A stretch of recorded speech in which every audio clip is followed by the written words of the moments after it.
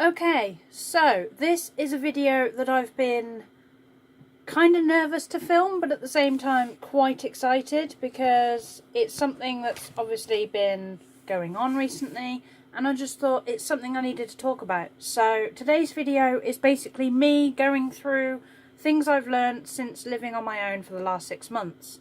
So I hope you enjoy, and I hope you find some of this interesting. I'll try and section it off, but enjoy.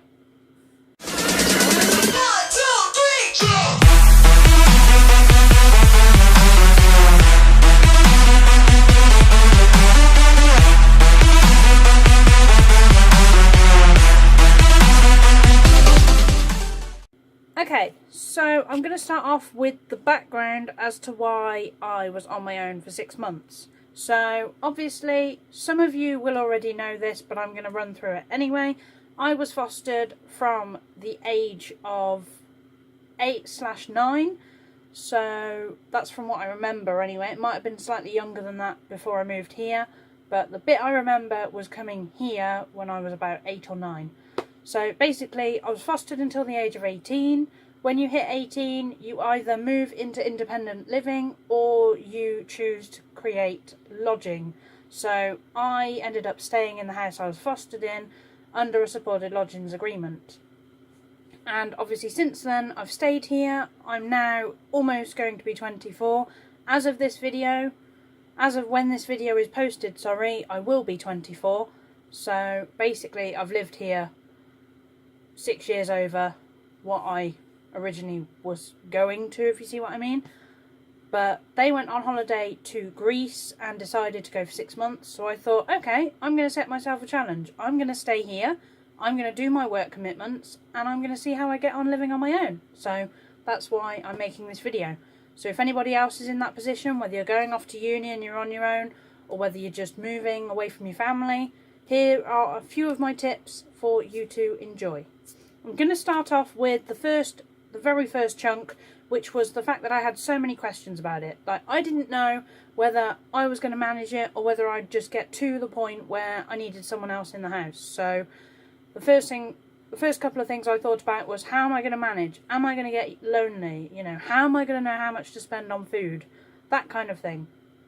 So, I mean, it's all the questions now that I look back on and go, oh my god, did I really think that I wouldn't be able to manage, kind of thing. But it's just one of those things that you think about and then you go, oh, I did it.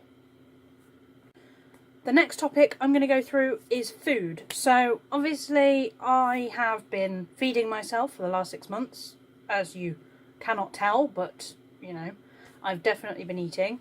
My first food shop before, I think it was just after they went actually, I spent £49.90 in Sainsbury's. Now, a lot of you are going to go, how much? I know it sounds like a lot, but actually I managed to make it last. So, not only did I spend just under £50, I averaged it about a month's worth of food in the end. So basically that much food roughly lasted me a month, apart from the occasional pickup of, I don't know, milk or, bread or, you know, that kind of thing. So I think I averaged it roughly £12.50 a week, and that was including all the cleaning stuff. Obviously some weeks I spent more depending on if I needed more cleaning stuff, but roughly £12.50 a week was spent on food. Another thing about food shopping from me is to make a list of any items you've got in your freezer, in your fridge, and if you've got a garage, anything that's on the shelf in your garage. I've been doing that recently. I can show you one here. So I've just literally, this is from a yoghurt sleeve. I just literally cut it up into strips and then write on it what I've got in my freezer at any one point. And then I've got garage at the bottom. I haven't actually put fridge on here because I know roughly what's in my fridge at the moment. But I've put anything that's in the kitchen as well. So I've got tinned things on here. Just anything really. That also helps when you're food shopping, because you can look at what you've already got in case, you know, I don't know, you're just after fridge stuff. You can look and say, right, do I need any freezer stuff while I'm here? No, okay, move on, kind of thing. The other thing I am going to talk about is the support of friends, family and neighbours. Now, my neighbours have been amazing throughout these 6 months.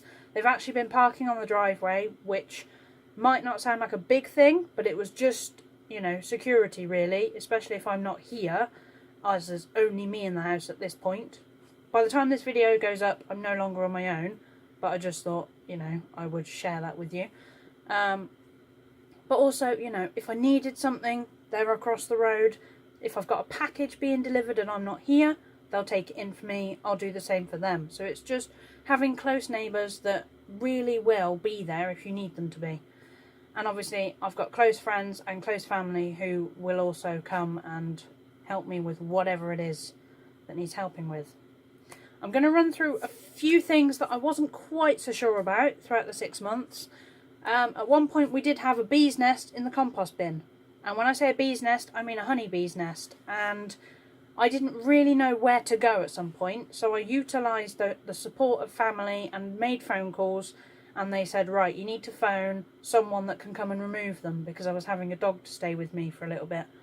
So I managed to get hold of somebody. They came over for... Originally it was going to cost me money.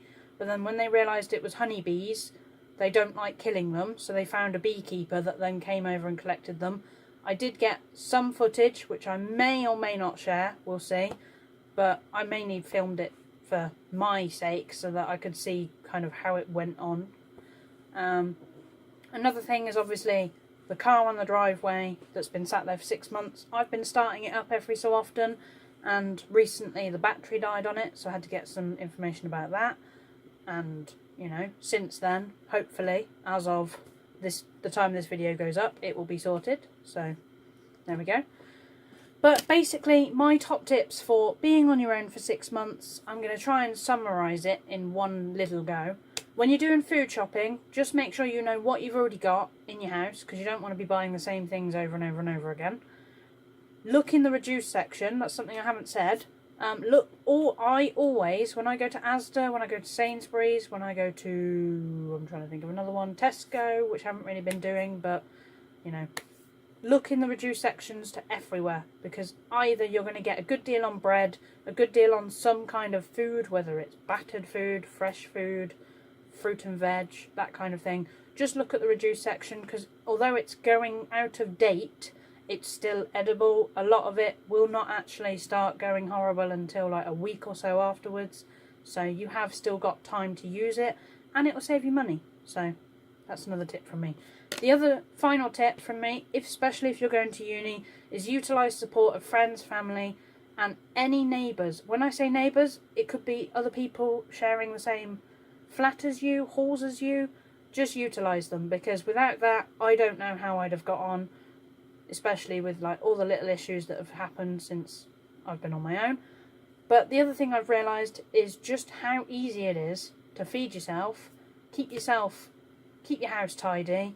My room not quite so tidy, but anyway, that's a whole new story, because my room's never immaculate, let's say. But I just thought I'd make this video, and if you do want any advice, I will be writing a blog. It may have gone up by this point. If it has, it will be in that description box below, about, you know, living on my own for 6 months, and I'll basically do a written version of what I've said, let's say. But if you do want any more advice, either drop me a message in the comments and I'll try and reply to you, or if you've got me on any social medias, I will reply on anything. So let me know if you need any advice, and yeah, hopefully you've enjoyed this little insight video into my 6-month adventures on my own. And I shall see you all soon with another video. So, thank you for watching. Hope you've enjoyed the video, and I shall see you soon.